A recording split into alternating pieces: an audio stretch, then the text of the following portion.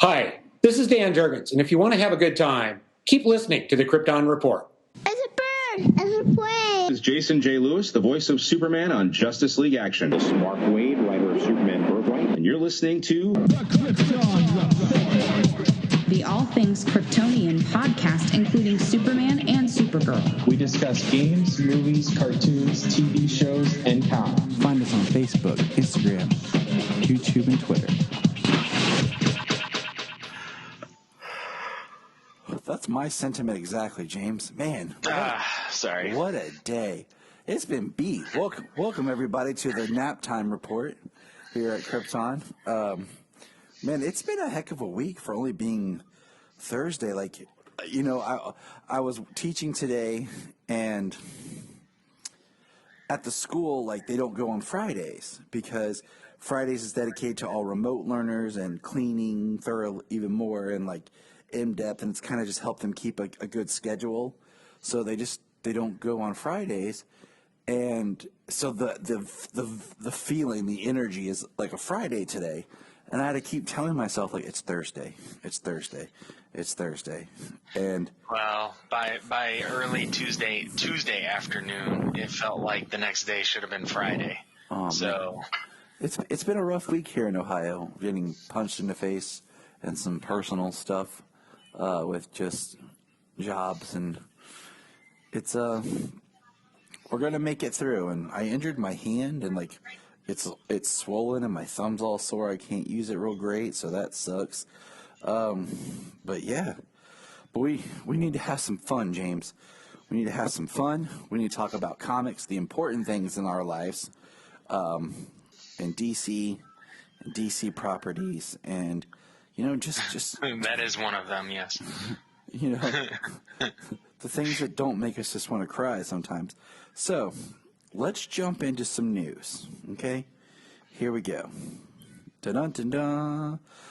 And I don't really have an order for this. We'll start with this. Jim Gaffigan has been cast on Stargirl to be the original Thunderbolt. Sweet. I love yeah. I love Gaffigan's comedy. I've liked him as an actor where I've seen him. He had his show, the Jim Gaffigan show that I think it was like I'm trying to remember. It was on one of those channels that used to have just old stuff, but then started doing new stuff. It's not Me TV. TV Land. I think it was on TV Land is what it was. So I'm cool. Like I think it's interesting. Like just someone kind of fun and lovable. Like if they're gonna do it, like maybe he's like now down on his luck and just kind of broken as a person now. You know, see what that takes us. I mean, Stargirl definitely surprises us as a show, and we know it's filming, so that's exciting. Like. Yeah, I look forward to seeing what they bring us with this announcement. But give me some you know, beyond the pale. I mean, he's going to be the Djinn that lives, the fifth dimensional Djinn that lives inside of the pen. Oh, okay, that's what it is. So it's even better. Yeah, he's going to be a CGI character. He's going to be the Djinn that grants wishes, that lives inside the pen. Kind of like the genie in the lamp. Hot Pockets. I know, right? Yeah, he's really funny. I'm definitely looking to see what he brings to it. I don't have any familiarity with the character. Yeah, I really don't. I didn't even really know that it was something that resided in the pen until I was reading up on some information about the character. I knew something was in the pen because I bought from Ollie's the Jeff Johns run with Stargirl, where she kind of has the big epiphany about Pat really being her dad and everything. So yeah, I knew a little bit, but not enough to like sit here and tell you about it. Like that's this and that's no. Right. He's hilarious. I like when he's in that season of that 70s show. Oh, yeah. Hyde's friend. I I always think about 4th of July. Usually I don't eat a burger, a hot dog, a brat, and a steak, but it's 4th of July. Like, I'll tell you, when I used to have to drive long periods of time and overnight, I would put on my iPod, I'd put Gaffigan on shuffle. Yeah. Because listening to stand-up comedy, first of all, is much better for your brain to stay awake than music or like a podcast. I learned this from experience. And 2, listening to a comedy on shuffle is like a mind trip. That could be wild, considering some the way stand-ups typically work. Yeah, how they like use a joke to bridge into another joke, but not on shuffle. So that's cool. I'm excited.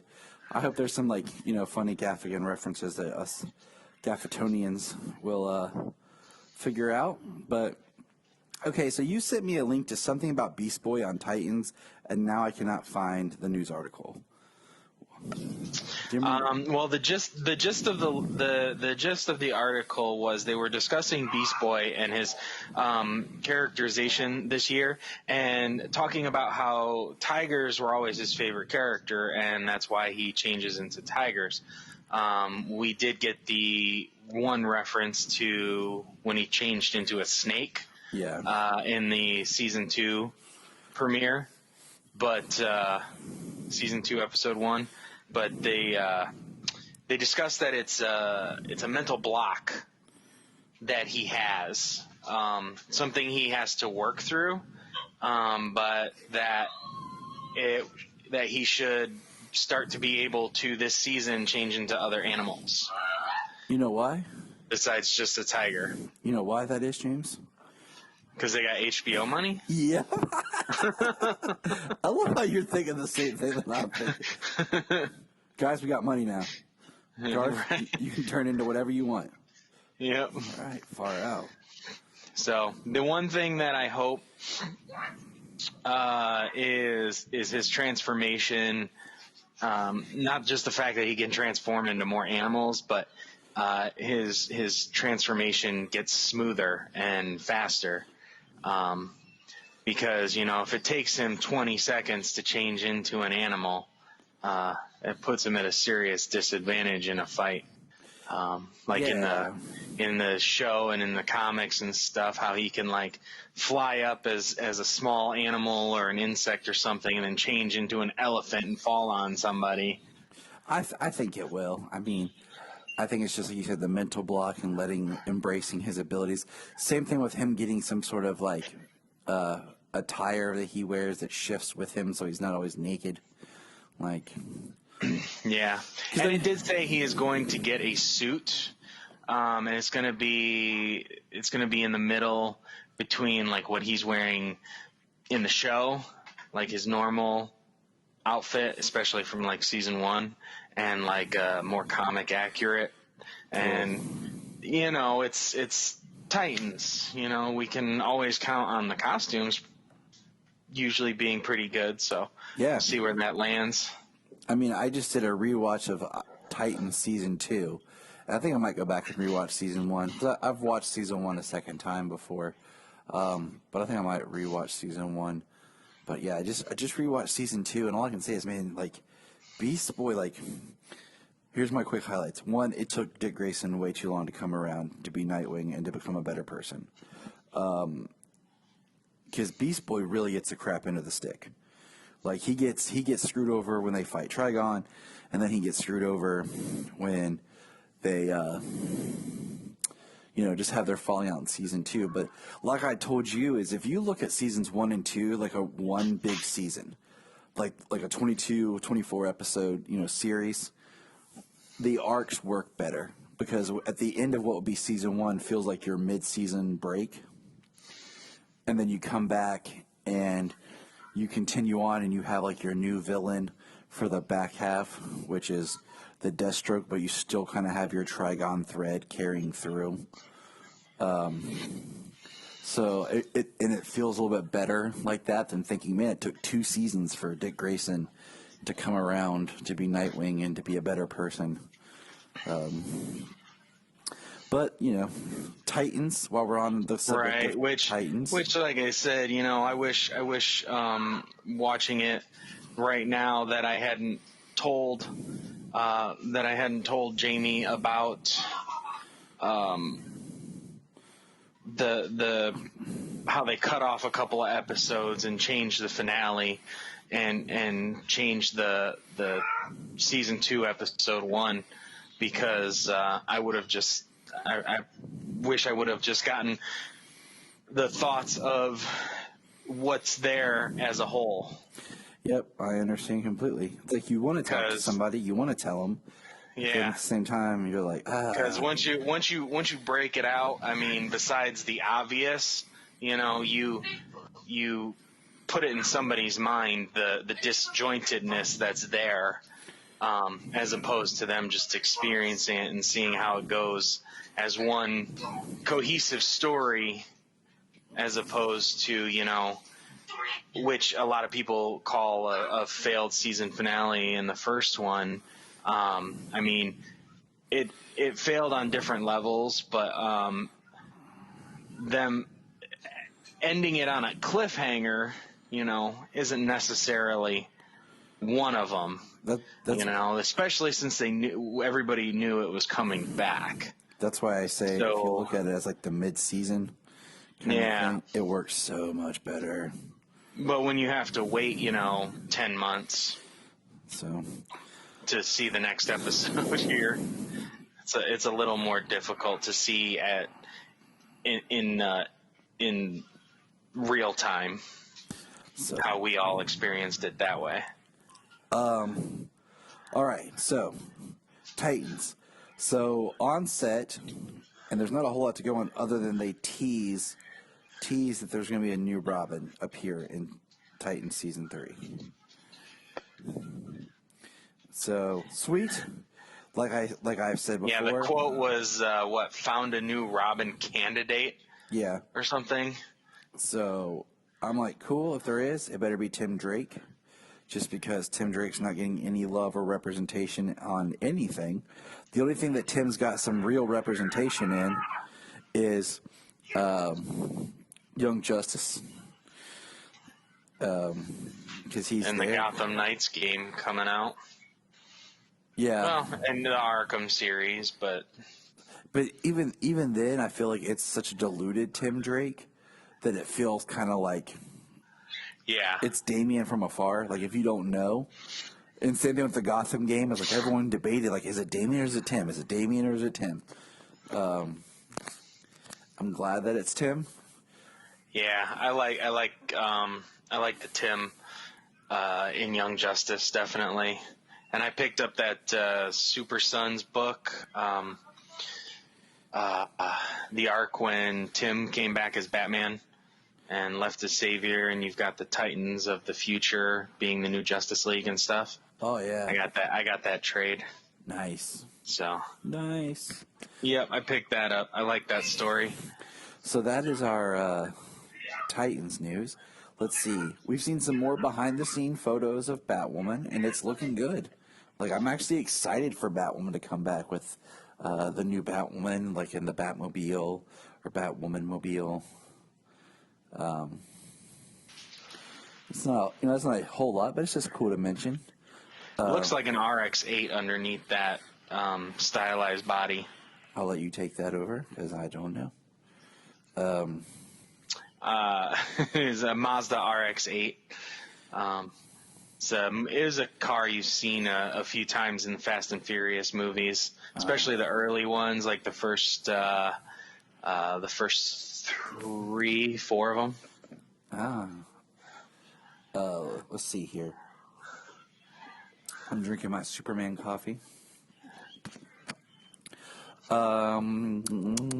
They are okay. So this is interesting. Sticking with the CW verse here, they are going to film a backdoor pilot for a potential spinoff of Black Lightning with Painkiller.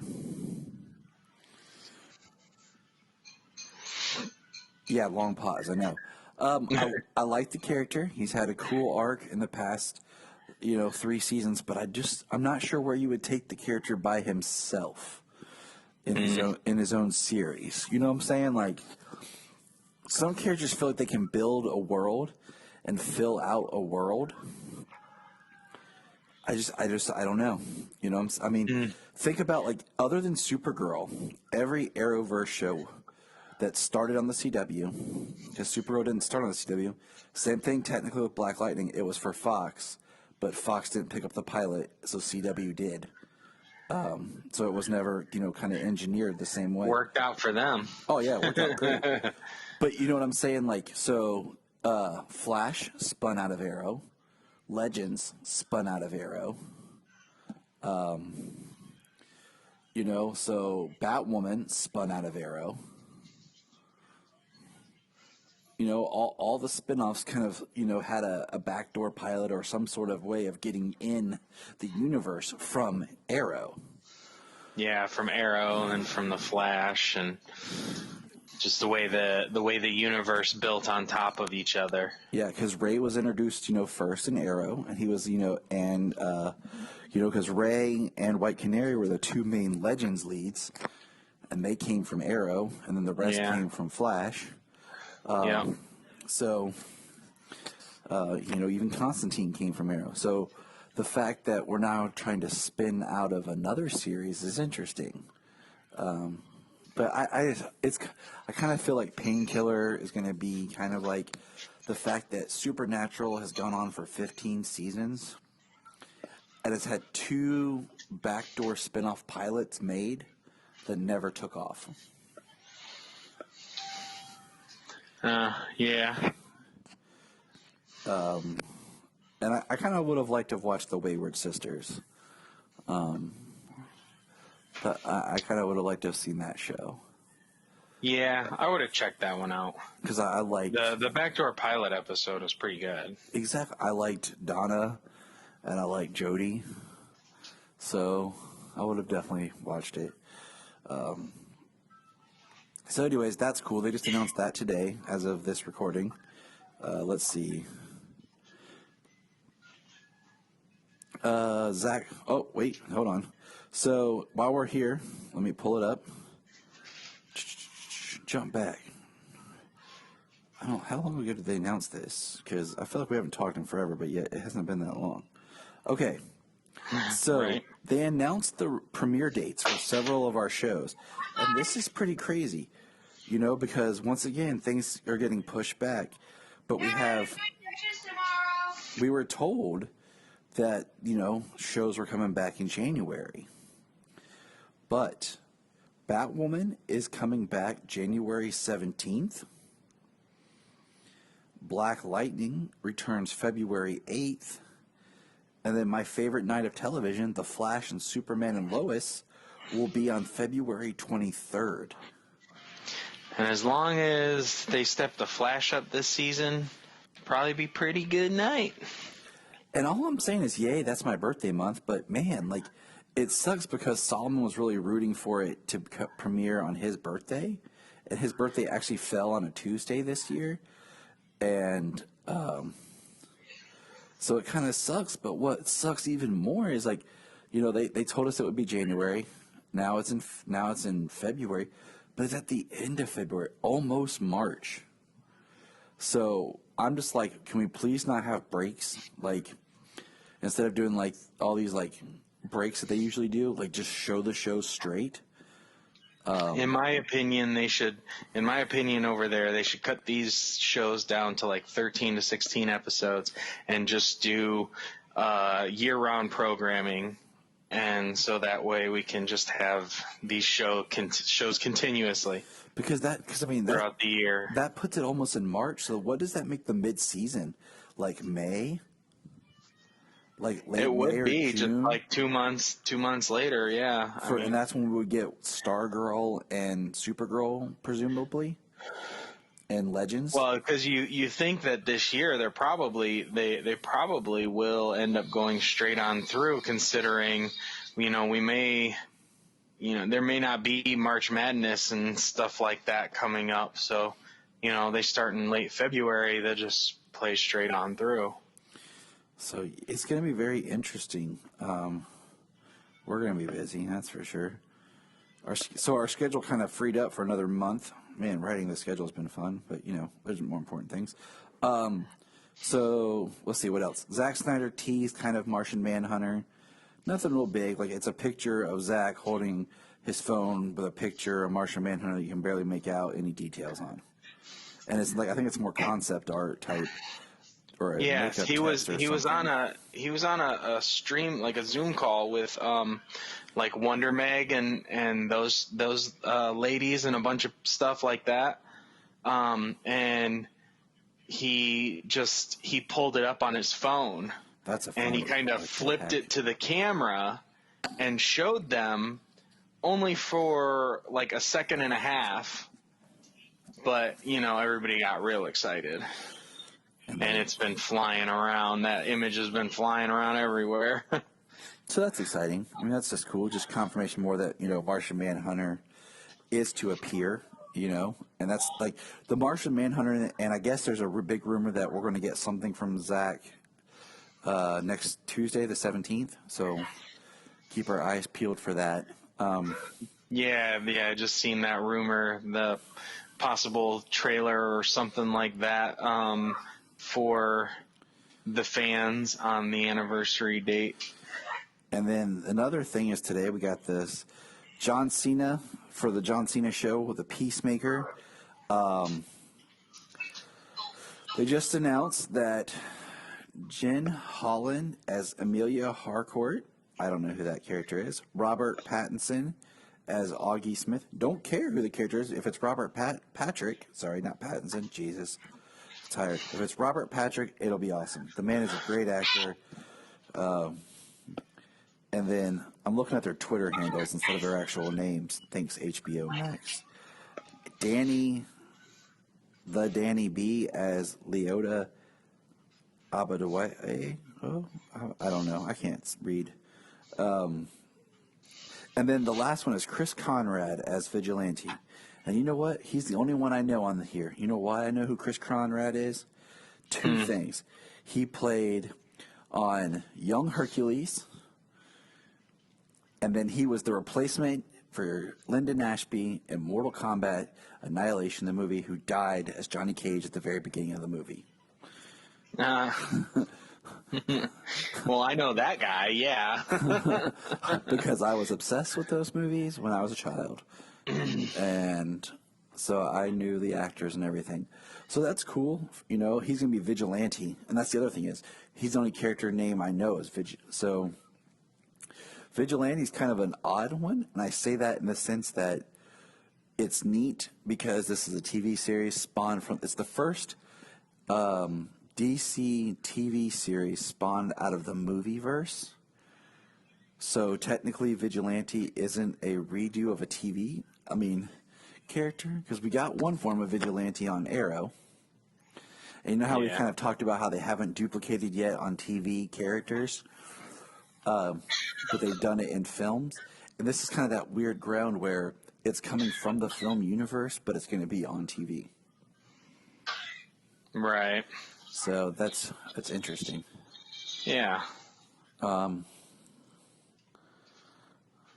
But yeah, that's cool. Like that was, like I said, that's announced today. And then the last piece of news I have, and I don't have my article, is DC is going to be moving to what they're calling the Omniverse, where they're going to have a very, very loose, if not at all, like existing canon, where it won't be a tight canon. It'll be an Omniverse of stories that writers will have more freedom and creativity in, and it's literally the greater multiverse that the Omniverse is literally the greater multiverse that encapsulate all the other multiverses everywhere. So I think they should just make a book that has a stamp on it that tells us what Earth we're on, and because I like continuity. Because to me, that's your story. Because, like, if you're writing Superman and I'm writing Superman, okay? And in your story, he can blow out the sun with a breath. And in my story, he can't fly into space without the help of a suit. Which one is right about a character? You know what I'm saying? It makes too many little differences in the story, and it causes too much of that arguments amongst fans of, no he can't, yes he can, no he can't, yes he can, because there's not a consistent writing tone. Maybe you want to strip your Superman down and go back to like Action Comics #1, and I want Super God. Yeah, DC 1 million Superman Prime. Yeah, I mean, so it's going to be interesting. I guess that's going to be part of the fallout of death metal, which I feel like death metal was doing its thing, but then all of a sudden it's kind of surprised us that, hey, this book is more important than you thought. Like, this is a crisis going on over here that you didn't really realize that doesn't have the term crisis in it. Yeah. And that's where I feel like we're at with death metal. Because, there's some really cool books coming out next month from the death metal universe that I'm interested in. Yeah, I just picked up, what is it? The Extreme something? I can't. Bring me that book. Yes. Bring me that book, says Master King. I picked this up today. Infinite Hour Extreme. It's a death metal book, and it's all about Lobo. I saw that, and I thought about that. And I like Lobo more than you do, so I was definitely excited. And I was like, okay, well, they did the Batman Who Frags that I showed you guys. Yep. He's in here. Batman injected himself with Zarnian DNA. But yeah, the whole book is actually pretty interesting. It's all Lobo and stuff. But they've even got a ad for another death metal one shot in December called The Last 52, War of the Multiverses. Yep, I actually have that requested from my comic book shop. I basically looked at that thing that's the Superman homepage put out with all the Superman-related titles coming in December, and just went through it and made sure that I had everything that was needed. And I just basically wrote it up and took it in and handed it to my guy at the shop so he doesn't forget. Because he's a nice guy, but he might forget. Yeah. So, I've been picking up all the death metal one-shots because the one-shots seem very interesting. And I have been reading the Justice League book. I've been reading the mainline book for death metal. And it's very good how they all tie in together. And it's a pretty big story taking place in a lot of different places. Yeah? Yeah. Yeah, I've kept up. I've read every death metal issue and tie-in so far. Cool. That sounds good. So let's see. That's all the news. We'll keep everyone posted as we find out more. I try to only talk about stuff I know for sure. I don't like to really, talk on rumors and all that fun jazz. Oh, yeah, here's something that we didn't talk on. So supposedly, and this is more, it's not as rumory, but it's looking at doing a one-shot sequel for Three Jokers.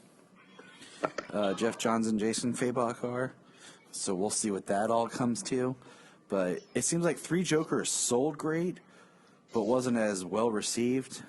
And I've listened to some different podcasts talk about it, and I think it's just kind of got to settle between the story that gave us the expectations and everything. Well, like they were talking about on Bat Force when they were saying 5 years of expectations. Yep. That's what, and that's, that's on top of this book. And that's why I can't get mad at people. You know what I'm saying? Like, if you said, hey, Tyler, they're going to make a Three Jokers, and then, 2 weeks later you hand me the book, cool. Like, I haven't had time to, think about it and dwell on it and, all the other stuff that's happened in between then, between the idea of Jared Leto's Joker and then Joaquin Phoenix's Joker, and then how in the book it teases the Joker with different forms, and then we get the book and it doesn't even look like the Joker, and it doesn't even address, the Scott Snyder Joker storyline, that was massive and there's it just feels like But other than that, I think we're pretty much caught up on news and Blue's Clues and yeah. Man, that guy could draw. Yeah. So, just side note, today when I was teaching speed draw for kids, young children, they were talking about art, and like somebody drew a picture, and like, oh, your picture sucks, and I was just kind of like, you know what, kids, you need to learn a lesson in art about how you can draw things differently and it still be good. It's all about personal preferences, and I taught them this fine lesson by using images from Lee Bermejo as Batman versus Jim Lee's Batman versus like the Bruce Timm Batman. Perfect. All good, but it's your personal preference and what you're trying to do with your art, Superman coffee. But let's jump into this. I did not realize that there's actually an Animation Appreciation Day, and it was like October 28th. And we've had this. We've had it a little bit. We've had this episode planned for a while, and it was just one I thought would be fun to do. Because originally this was supposed to be, it's Thanksgiving time, holidays are coming. Let's have some fun, much like our costume episode. And had I known there was actually an Animation Appreciation Day, we would have moved this up and done this. But we're going to get into Superman and animation. And, man, this was a fun, thing to build. And what we're going to do is before anyone jumps on me about where we start, is we're doing it by TV and film. Okay? So, by looking at TV, our first Superman is from The Super Friends. 1973 through 1985, and it was voiced by Danny Dark. And he's very classic. Technically, think about that. 73, James. Think about that. Man, that's quite a while ago. But before my time. But the Super Friends run 73 to 85. That is a long time, and I think there's a lot of seasons of that show, and I mean that's pre-Christopher Reeve. The Super Friends era started before Reeve and after. It went till I was born, and then it stopped. I'm glad. I mean, I watched some of them on DC Universe. I keep saying this, but I hope the old DC content that doesn't stream anywhere goes over to HBO Max. Yeah, that build is up that DC library over there. That is my biggest thing with the HBO Max and DC bridge is I want Superboy because I'm still working through it. The old cartoons like this because I go back and watch them little by little. 90s Flash, Wonder Woman from the 70s. Push everything over there. Everything that's on DC Universe, push it over there. Exactly, and keep it there. The old stuff, don't drop it and add it. Just keep it there. That's what I love about DC Universe is the only stuff that gets dropped and added is the newer stuff, which is fine because I own all that, It's the older stuff that I'm mining that I don't own. And some of this, as we'll go through, I've recently purchased because I wanted to have, but Danny Dark's voice for Superman, if you're not familiar with it, it's not bad. There's a great video on YouTube of all the voices of Superman, and it's very announcer kind of. If we go to our next slide, number 4, we'll notice that this is interesting. And I think I meant to switch these, so I apologize. I screwed up here. My bad. The New Adventures of Superman. How dare you, Tyler? I know. I'm not perfect. You should perfect. be ashamed. I'm not perfect. The New Adventures of Superman was actually 1966 to 1970, and it was voiced by Bud Collyer. Classic radio Bud Collyer. Mm-hmm. And The animation's cool, very smooth, very bright, more Silver Age based because that's the time that we're in. Very basic animation. I always think back like the Filmation style kind of being like some of that. If people aren't familiar with like Filmation, their biggest thing was He-Man.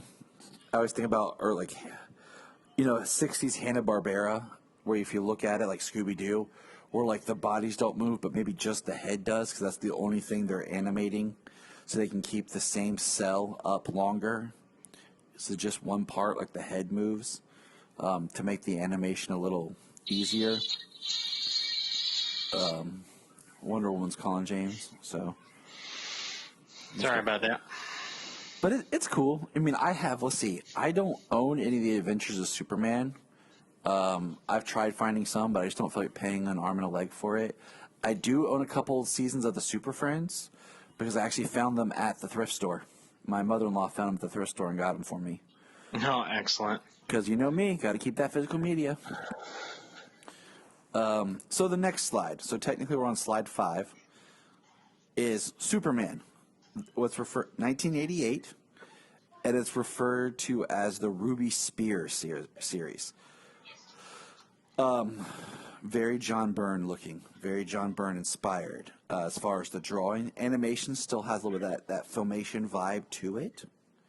I saw this on sale at Target one time, and when I went back to buy it, because I wasn't sure if it was the one that I already had, or not, because sometimes they keep repackaging these things and you end up buying them again without realizing it. And they didn't have it, so I ended up actually buying the Ruby Spear Superman series on iTunes. So I own it digitally through iTunes just because I really wanted to watch it and I had a gift card. And I've made my way through that slowly. Well, eventually we'll get around to reviewing it one day. But it's interesting. It's just, that late 80s cartoons. Like I said, heavily John Byrne inspired from the way the art is. The voice is Bo Weaver. He's not a bad Superman voice, But number 6, James, take us there. What we got? Superman, the animated series from 1996 to 2000, voiced by Tim Daly. And this was my jam growing up. I actually was sitting with Solomon yesterday talking about when he was born as a baby. I ended up buying, because I was up with him a lot in his nursery, and I told him, I said, I ended up buying the entire Superman the Animated Series on DVD, and I would sit there and rock him and feed him, or just lay there on the couch with him as a baby, and I rewatched the entire series. Oh yeah, I bought this DVD complete set, and I am eagerly anticipating the Blu-ray remastered version. And I'll buy that too. Yes, I will definitely buy that. I haven't gotten the Blu-ray for Batman or the Blu-ray for Batman Beyond, but I'll definitely get the Superman early when that one comes out.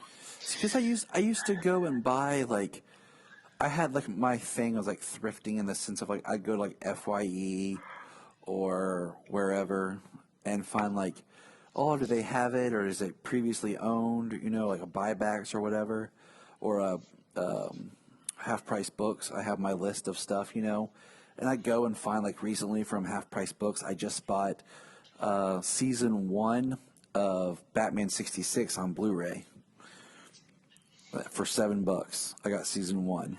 I already own season 3 on DVD, so I wasn't planning on buying the whole box set, but and it was kind of exciting because and I'm keeping my eye out because I always like to buy the Arrowverse shows at Thanksgiving, Black Friday time, because they'll put the seasons for $15 for DVD and $10 or $15 for Blu-ray and $10 for DVD. And that's usually when I buy my past seasons. But back to Tim here. This is probably the iconic voice. This is probably the voice that everyone thinks of anymore when they think of Superman. He's been used multiple times and other projects. And this is the voice that kind of stays with me a lot. Yeah, that's the voice I associate most with Superman. They're pretty close. I can tell the difference between Tim Daly and George Newbern. They're pretty close, but They are pretty. yeah, Tim Daly is the one that I associate most with Superman. And I was real happy when he came back for like Public Enemies and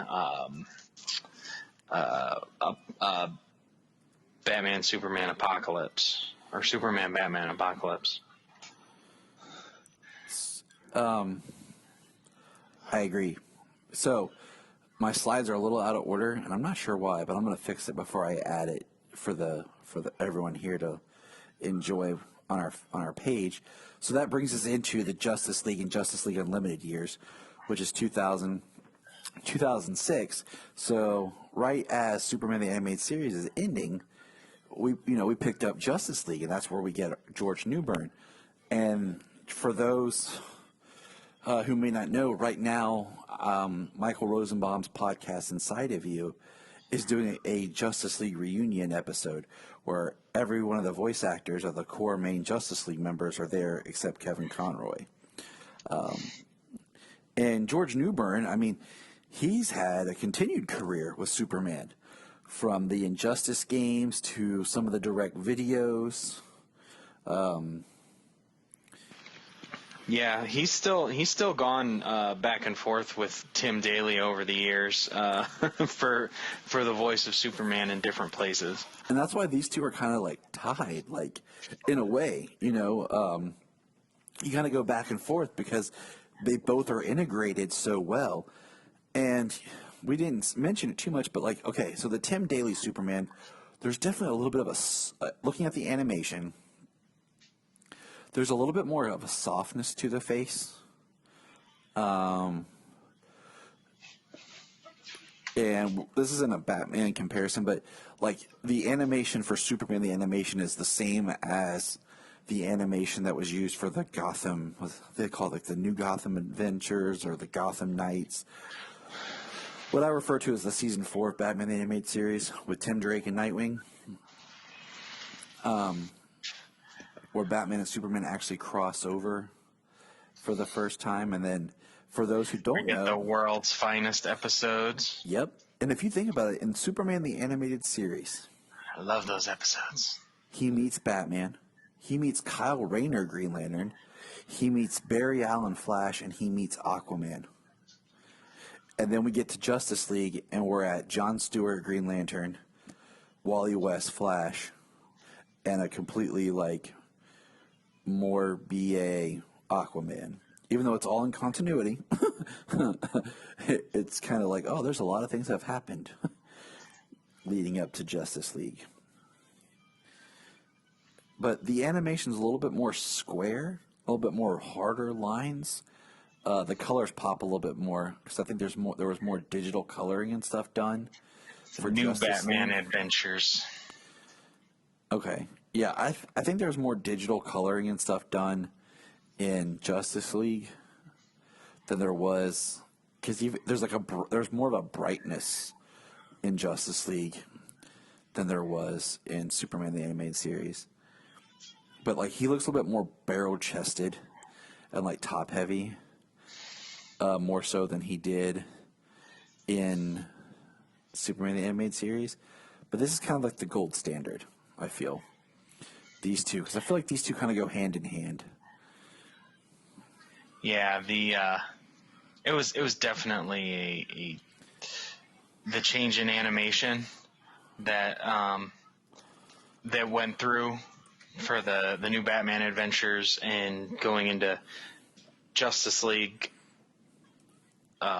They were a little bit softer, a little rounder.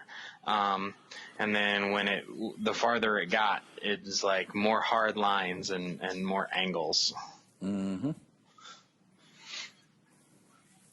So it's one of those interesting kind of things, Yeah, I remember watching World's Finest with the commentary on, and they're talking about how they used a different animation studio and how they were trying this new technique with colors and stuff, and that's why, like, the colors, the green, the light from the kryptonite and the lights inside of the club that Batman enters in first when Superman shows up afterwards. Mm-hmm.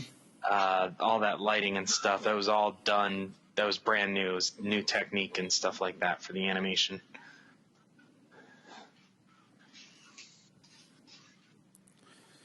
So it's very, very interesting. So, okay. So moving on, we got George Newbern here, okay? In 2003, he appeared on Static Shock as Superman. And it's pretty much the same model drawing as it was in the Justice League, because Static Shock is in that continuity of comics, cartoons.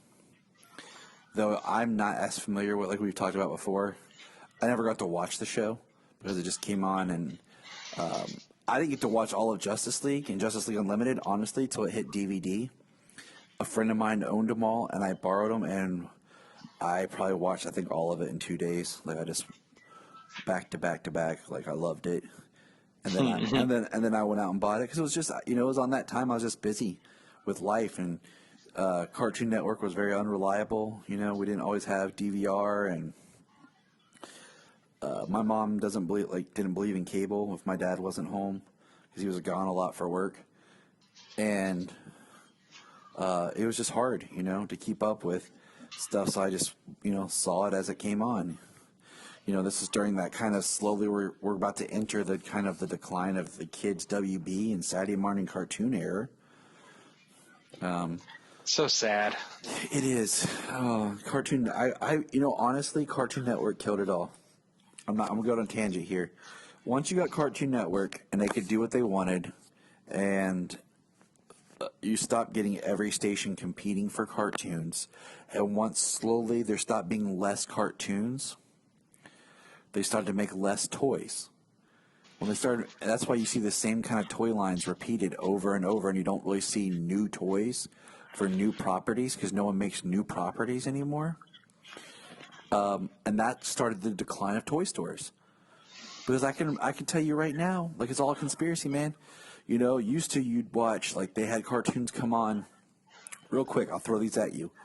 It was called Vortex, Beast Wars, Mummies Alive, or like at 6 o'clock, 7 o'clock in the morning, weekdays. And those things sold toys. Like, every cartoon had a toy line. That's why, it breaks my heart to watch the toys that made us, because we don't have that energy anymore. Everything had a toy line, and you could go to toys, and I would see, like, Power Rangers, VR Troopers, Beetleborgs, Masked Rider, X-Men,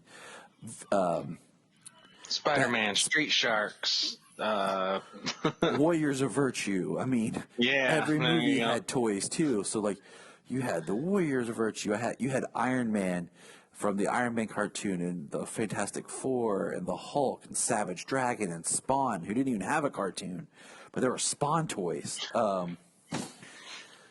You had Batman Returns. Well, he did have a cartoon, but it was for adults. Yes. That's called an animated series. You had Batman Returns toys true. next to the Batman the Animated Series toys. Like, now everything's made for our generation as a collector's market. And, I mean, really, our generation. Right, toys are made for grown-ups. Yes. I mean, I walked around the toys with the kids the other day, and I'm looking at stuff that I'm like, they just put back the original He-Man action figures. Like, they're repackaging the original He-Man action figures, and they're reselling to us to try to pass on to our children. But that's a whole nother podcast for another day. So the year is now 2004, and we are at The Batman. Superman is now voiced by George Newbern again. So we're keeping with his classic Batman voice, Superman voice in the Batman, and his look, still pretty classic, a little darker, but fit into that animation style of the Batman. Like Batman has a little bit more of a rounder looking jaw line. Superman still has his square jaw, trunks. Looks good, and it looks a little Brandon Routhie. Just the body frame style. Yeah. What do you think? It's very classic. It's straight classic, but he's very lean, tall, strong. I haven't actually gotten to that point in the Batman yet. The Batman becomes a whole new show at season 3, just because they change up the song. That's when they do something different, where they introduce Batgirl before they do Robin. Mm-hmm. And so that's cool. They bring her in. And in season 4, they bring Robin in, and I really like Robin and the Batman. And then the last season 5, I think, is when we get all the other Justice League people in. Yeah, I haven't gotten that far. I'm in season 3. So, all right, moving on. The next one is a one and done episode, but worth mentioning. Crypto the Superdog ran from 2005 to 2006 on Kids WB, or the CW Kids Network, because it all started to change. And Superman was voiced by Michael Dangerfield. This was Crypto the Superdog. It was an okay series, but my kids enjoy it, and that's all that matters. So I actually ended up purchasing this series from iTunes, because I bought one episode just to try it out and kind of just have as a reference. And the kids liked it so much. I'm like, Dad, can we watch another one? And I just ended up buying the whole series. And, nice. They like it and they enjoy it. Sayla had told me that some of the most beautiful things I've ever heard, that when we get a new dog, we're naming it Crypto. Oh, nice. So better get a white one. Good job, daughter. Better get a white one. That's my girl. White puppy. But this is still very classic, but it's very brightly colored. Very soft, lens feel.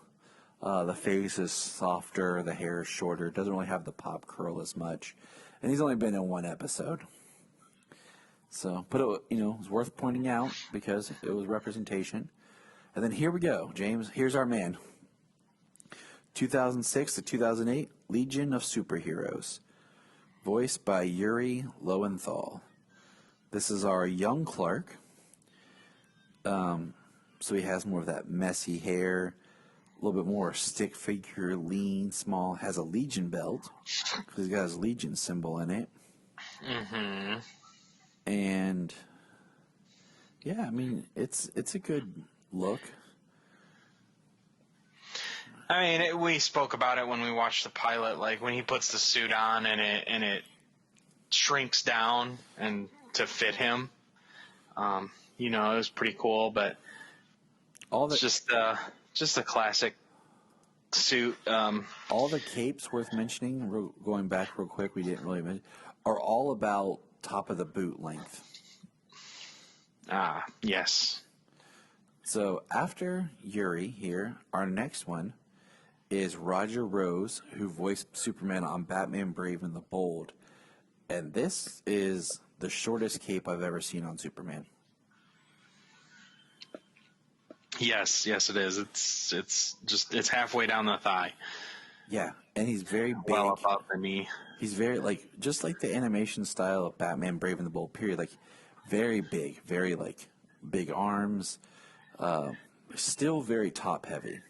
You know what I'm saying? Still very much in that, now, I don't want to say Bruce Timm style-esque, but very top-heavy and big and broad and barrel-chested looking man. Right. So as wide as the side of a barn. Right. You ain't. I think we're gonna pick him out of a crowd. Yeah. But then the next we get. Not many people stand 4.5 feet wide, shoulder to shoulder. We get in 2010, Young Justice, where Superman is voiced by Nolan North, which I've actually come to really appreciate his Superman voice. You know, because he voices both Superman and Connor on the show. Yeah, he just pitches up his voice a little bit so he sounds slightly younger as Superboy than he does Superman. But I like this look of Superman. It's very classic, a little bit darker reds, more proportionate, but not maroon. Yeah. Still red. And you know, the very square kind of style for Young Justice.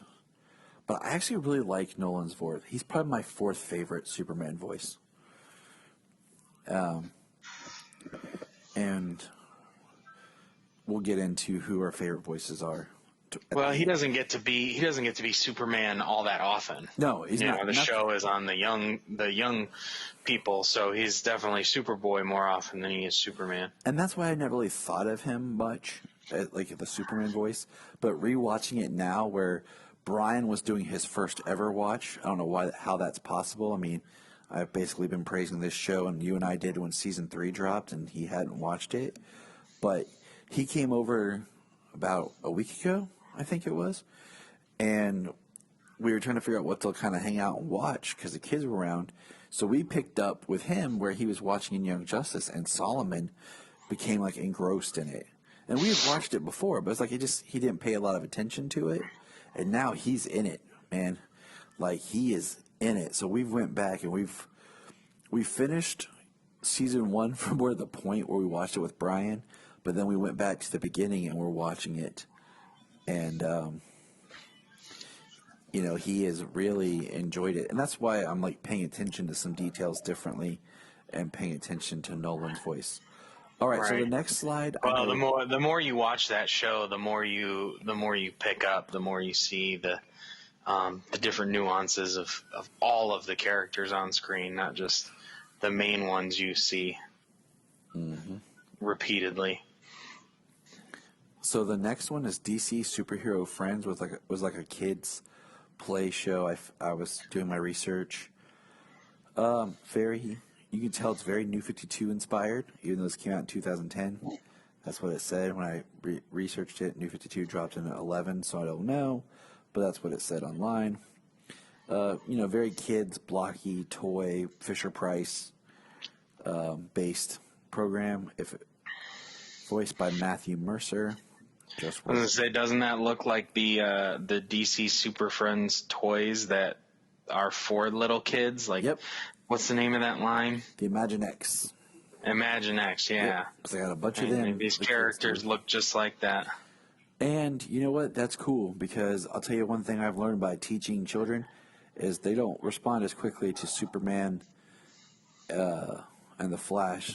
Everyone responds to Batman, but they don't know these characters like they should because they're not producing content for kids. They're not, you know. We have DC Superhero Girls, which is a great show that I've come to love watching with my daughter. And Teen Titans. Go. That's it. But that's something else we can put on. All right, the next slide. Let's clap. This is our man right here. Justice League Action, 2016. Superman, voiced by the great Jason J. Lewis. And this is animated Superman. Proportionate-esque for what it is. Longer cape. Still very blocky. Much like all the Justice League Action stuff is. Very two-dimensional feeling.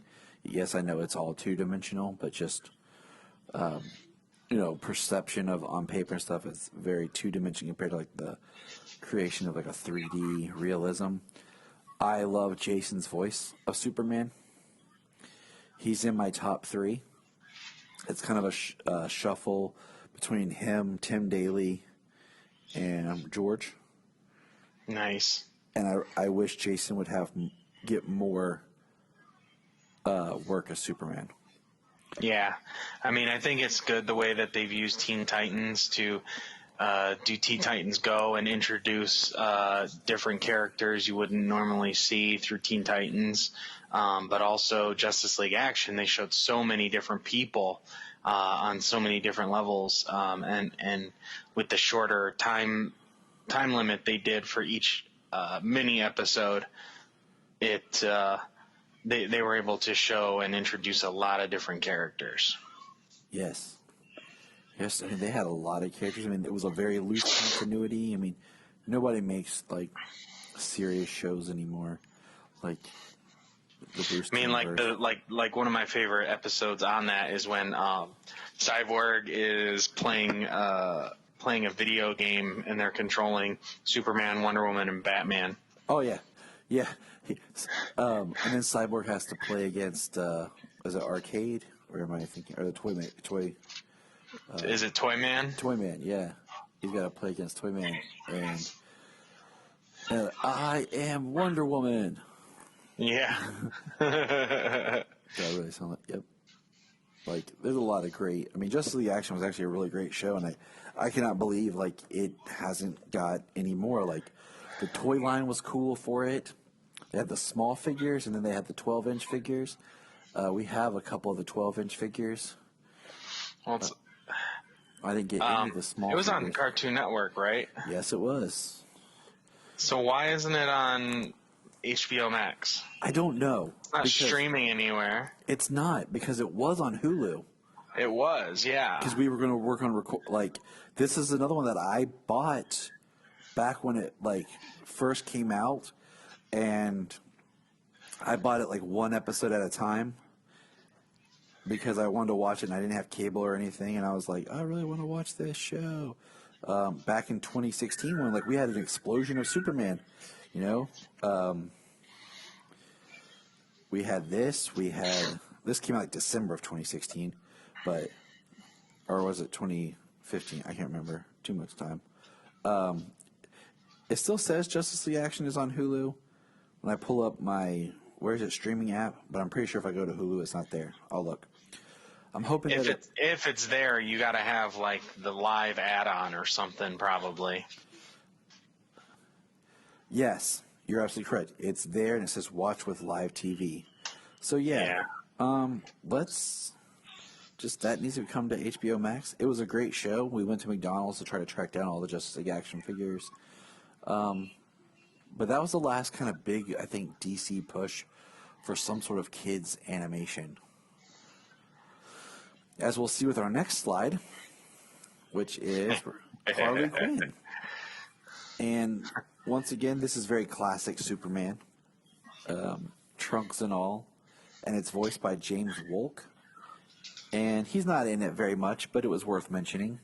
I think as I was building this, he hadn't appeared on the series, and then he showed up, and I put him on this slideshow.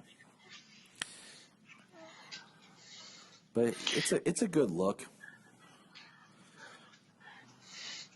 Yeah, the blue for Superman has tend to go a little softer, tones of blue since the earlier animation episodes. There's just a hard royal blue. Yep. And so the next slide we'll jump to Superman's appearance on DC Superhero Girls. And ironically, he didn't appear on the other DC Superhero Girls. I think it was actually just called. I think one's called Superhero Girls and one's DC Superhero Girls. I think they're actually both DC Superhero Girls. It's so confusing, but the original DC Superhero Girls, they kind of started on YouTube and then they made them into movies, right? Kind of like direct to DVD movies. Which I have. And then they decided to kind of I guess they probably got a decent response from that, and they made it into a animated show, which is on Netflix. Which is crazy because the YouTube videos are just about as long. They're just a couple minutes long, but they're so well done, and there was such a huge explosive toy line for it. there was a huge toy line for all this.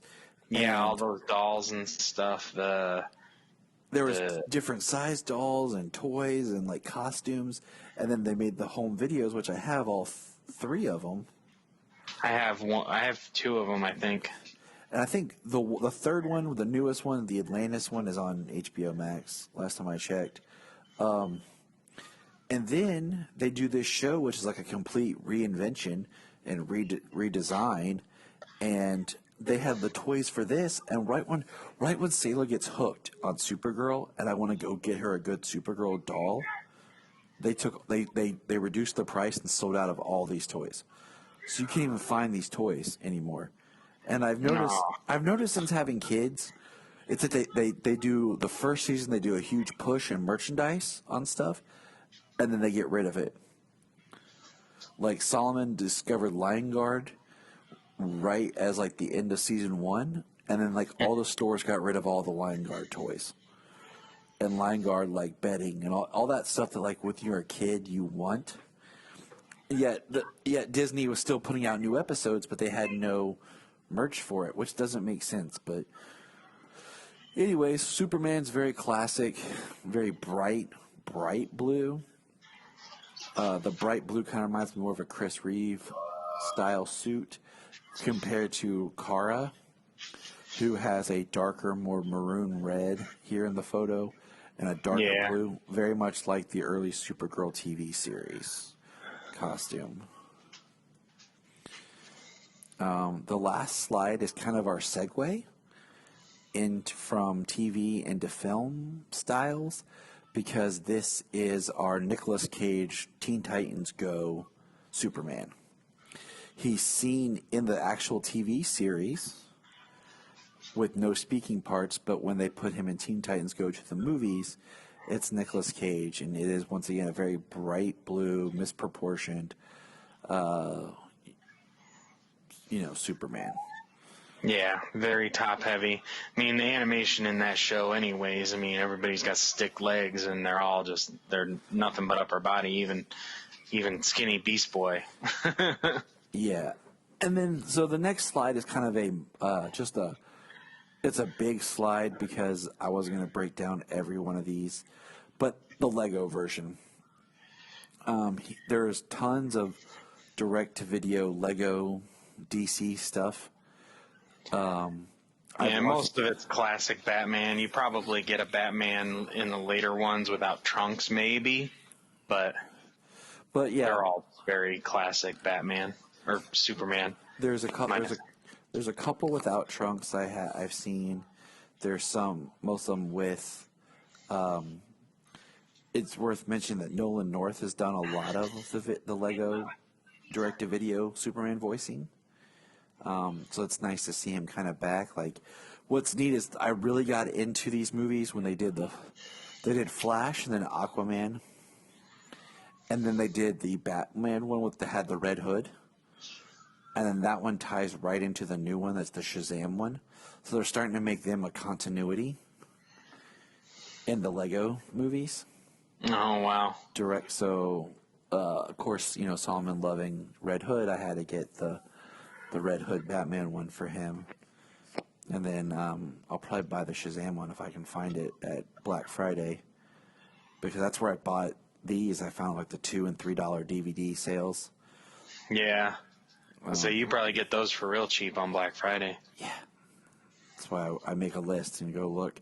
And then in the actual Lego Batman movie that was released in theaters, Superman was voiced by Channing Tatum. Now, film. So these are more movies or in the animation market, direct to video. But our first one is our beautiful 1941 Bud Collyer Superman, the animated series. Or not the animated series. I'm getting tired. And I'm drinking coffee. Yeah, that one that we reviewed. What's it called again?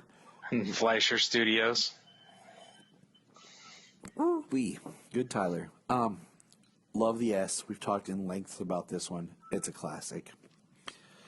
And then the next one, could you believe this? The next one is 2006 Superman Brainiac Attacks. Voiced by Tim Daly. And this is such a weird one because it looks like it should be in the Bruce Timm universe, but it's actually not. It's a standalone. But they use like all the character models, and it's a horrible film. It is bad. I think I got it for like $1 or $2. Just to have, to like reference. And you collection. still overpaid for it? Yes. I think I've watched it once, and it's bad. I haven't seen it yet, and I'm weary because that's all I've ever heard. You need to. You need to watch it once. Experience it just like anything else. You just need to watch it so you can be like, dear God, why? Right. So, okay, so our next big jump It's super bad. It's Superman. It can't be that bad. is when we get to 2007, which is the Superman Doomsday, which is the start of the direct-to-video films. And, the DC animated feature line. And this one is weird because they drew like some weird lines on his face that make him like look old and like beat up. Like it's a very classic kind of look, but it's like a darker tones. It's like they aged up the Bruce Timm style and gave it a little bit more color layers. But the face is just odd. Yeah, I never liked those lines. It's like they like hyper accentuated his cheekbones or something. It's weird. I don't know. Next is 2008. We're at Justice League New Frontier. Oh wait, Fantastic. Adam Baldwin did the voice of Superman on Superman Doomsday. It wasn't bad. He did a decent job. I was like pointing out that. Okay, so New Frontier, love it. I mean, it straight up is the comic book brought to life. It has more of like the trunks that are more like shorts. Has the big S on the black. Voiced by Kyle MacLachlan, who didn't do a bad job. No, but they give him the Superman speech, and he does the big clap and gets everybody's attention, and the character just draws that attention and that reverence. Next slide is the Superman Batman Public Enemies in 2009, voiced by Tim Daly, and this is where they're basically Greek god-looking comic book characters brought to life. Yeah, Ed McGuinness's art basically brought up to animation, and yeah, I mean, everybody is got an Adonis figure. Like they're all just beyond jacked. Like I said, 2009, Tim Daly. So we're basically getting a Superman a year, 2010 is Justice League Crisis on Two Earths, voiced by Mark Harmon. He did okay. I mean, but it's very much, the animation style for this very much feels like what becomes Young Justice. It's very similar. The way the Superman looks. This story, was written and was supposed to be like a story or a movie or something that was going to bridge the gap between where Justice League ended before Justice League Unlimited. So that's why like the cast of characters and everything is who they are. And I kind of wish they had just done this as an in continuity Bruce Timm universe film. But yeah. I mean, it did a really good job, and maybe that's where they came up with the idea for the Justice Lords instead. Maybe, but so now we're in 2010, and it's the Superman Batman Apocalypse, voiced by Tim Daly, and this art is different, a little bit more overdrawn in some ways. Like, I don't like the way Batman looks, like in his face. But it is very similar to the art pulled directly from the comic. And I cannot remember who did the art for this. But it is like the comic book art brought to life. The color is a little darker. The cape is bigger. And it's a great film, though. Yeah, it definitely is. The Trinity versus Darkseid and his minions, pretty awesome. 2010 gives me one of my favorite shorts ever, and I hate that it's a short, but it's the Superman Shazam. Superman being voiced by George Newbern again. And Superman, he looks good here. Like, the animation is on point. Probably one of my favorite. I like the colors too. Probably, I've always really liked the blue. Sorry. No, I'm with you. That's what I'm saying. Like, going through it like this and kind of looking, this is probably one of my favorite looking animated Superman. I mean, it is. I don't know where I would rank it, but just it looks realistic, but not overdone. The colors work. Very proportional. Classic. Yeah, like this may be my favorite anime. Like, if I was gonna, like, I would love to see a series like this. Like, man, I might watch this again later. So next, 2011 is All-Star Superman, voiced by James Denton. And once again, this is a very much the comic book art brought to screen. It looks good. Soft features, big, barrel-chested, but not overly done. Soft. The trunks look a bit more short-esque compared to actually being like a brief. And yeah.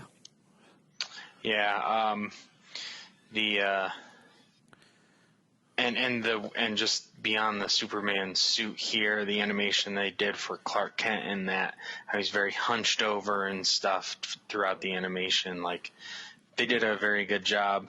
And they're copying, like, the way that they personified the character in the All-Star book as well, but they did a very good job of doing that in the animated movie.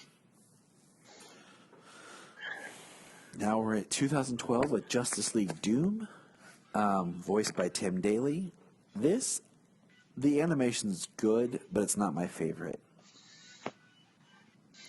We're not to my. I love the movie though. I do too. We're not to my one I hate, but I do like this movie. It is a good movie. The voice cast is amazing. The suit is a little lighter, very classic. We haven't really departed much from just the classic Superman, but we're getting there. Yeah, I mean, gold belt, round buckle, red trunks, whether they're briefs or shorts. But yeah. So here's kind of a jump here. This very special film holds a place in our hearts. 2012's Superman versus the Elite. Superman is voiced by George Newbern. And this is I like this movie a lot, but the animation I don't always love. Because it is different from the comic book page. And the animation is almost very, like, cartoon-esque. Like, it could draw the attention of a child more, I think. But the material is very serious and brutal in nature. If you did this story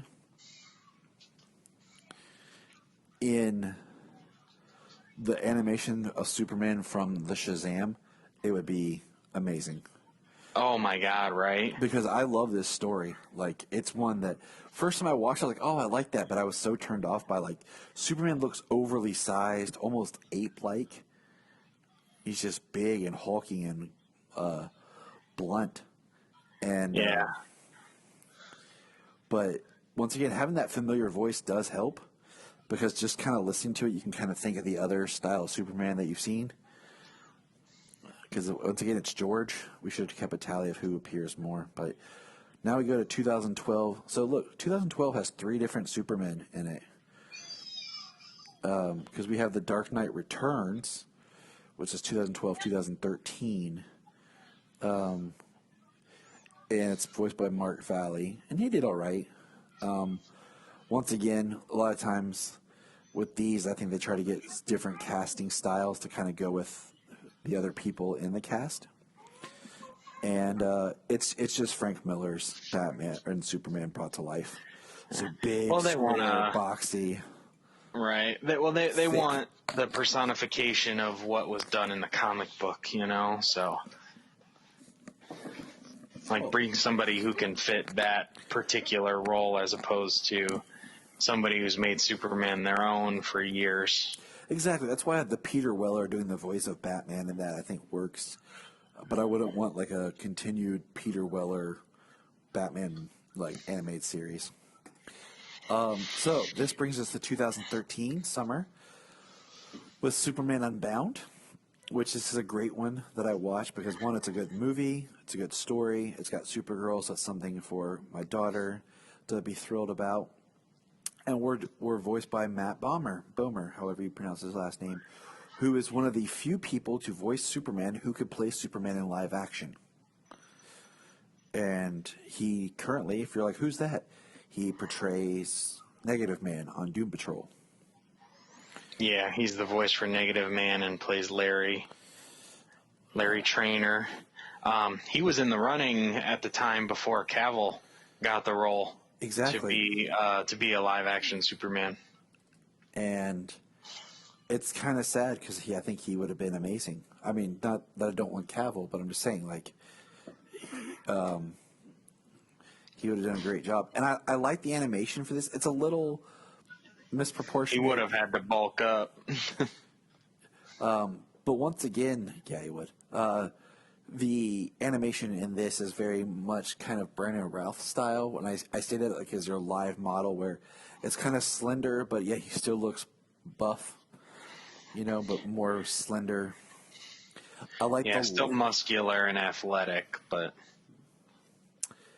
And then, so once again, 2013, we got multiple animated Supermen, and we're going to jump now to the one that I hate with all fabric of my being, is 2013's Justice League Flashpoint Paradox.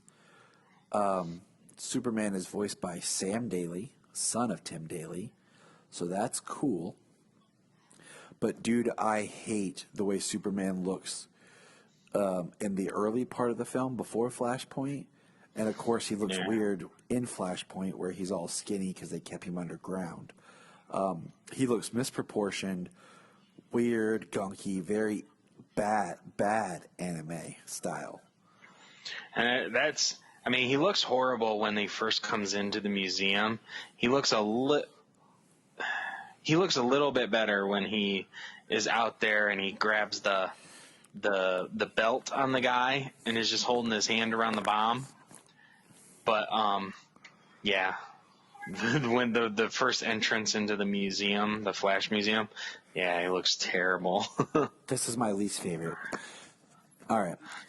Next least favorite is Next. This is probably one that nobody's ever seen, that was kind of forgotten.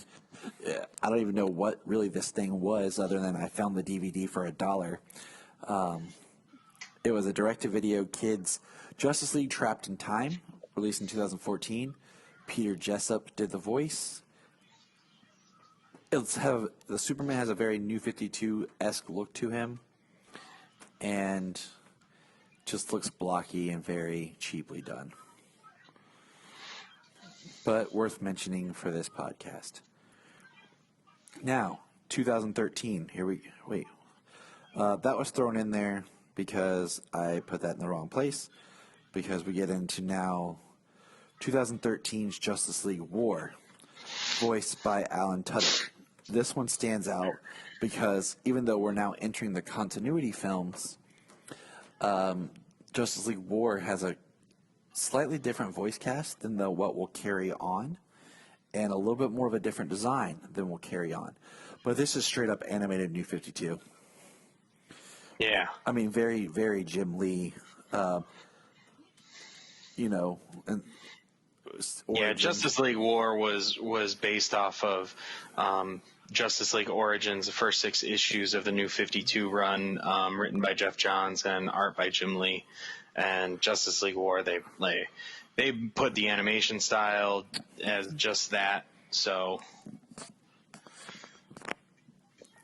and so that segues into our next slide, which is the connected films, 2014 to 2020, where Superman is voiced by Jerry O'Connell, and that includes Thrones of Atlantis, Justice League vs. Teen Titans, Justice League Dark, Death of Superman, Reign of the Superman Hush, and Apocalypse War.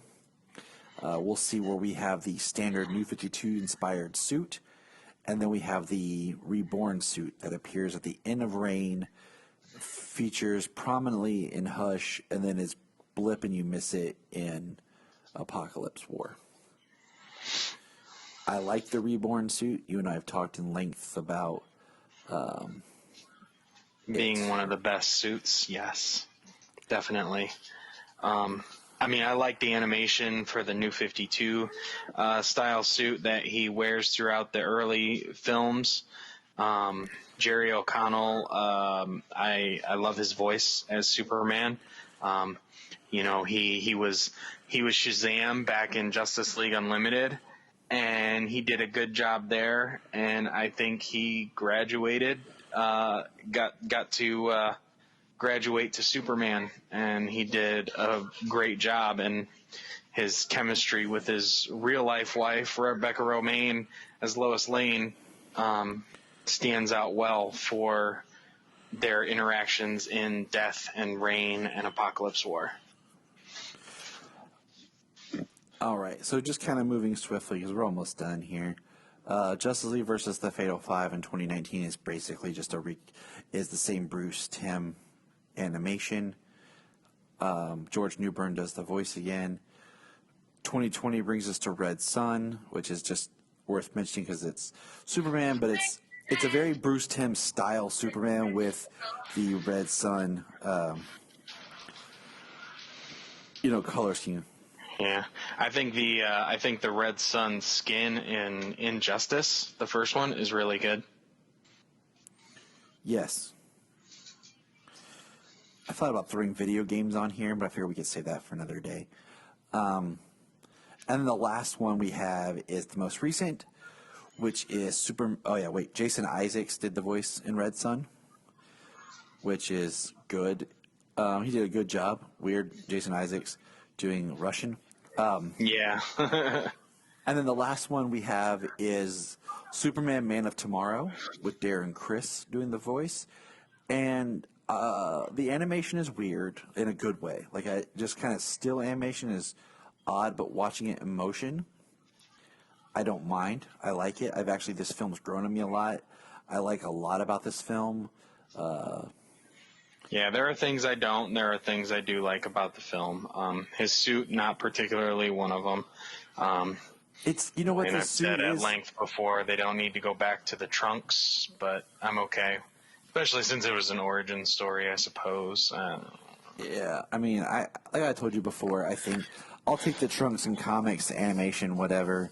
Just live action, it doesn't work. I mean, they got it to work for the Brandon Routh suit, but I don't really see it working well for like Cavill or Tyler as a continual going forward, especially in that kind of material and stuff. But I love the color, just the brightness of this. Darren Criss did a great job doing the voice. Mm-hmm. And I think that brings us up to modern time. I think that's, nothing's happened animation-wise with Superman since. No. The only thing we can mention is but it really wasn't anything, and it's not on here, is the David Hasselhoff voicing the Superman medal in the, motion comic clip that they trailered the comic for. But yeah, this is Superman in animation. A lot of great voices. Check them out on YouTube. I'll try to throw some links in the notes for some of them. And my favorite still George, Tim, and Jason. Well, check out the clip of George at the end of Justice League Unlimited when he's talking about the whole world being made of paper. Oh yeah, do that when he's fighting Darkseid. That's very good. About not having to hold back. I mean, especially from a Superman in the animated series that is very much a depowered Superman. That was one thing in the animated series is they brought down his power level a lot to really make it, have him fight, and it works for it. So, but we're going to kind of wrap up. We've been going a little long-winded here. I know James is tired. I'm tired, and we could go on forever. That's not really our goal. We want you people to enjoy what we have to say and not be like, please shut up, guys. See, we want to go forever, as in just keep making episodes, not talk continuously forever. Yes, this is true. All right. Anybody have any questions, thoughts, comments, please shoot us an email.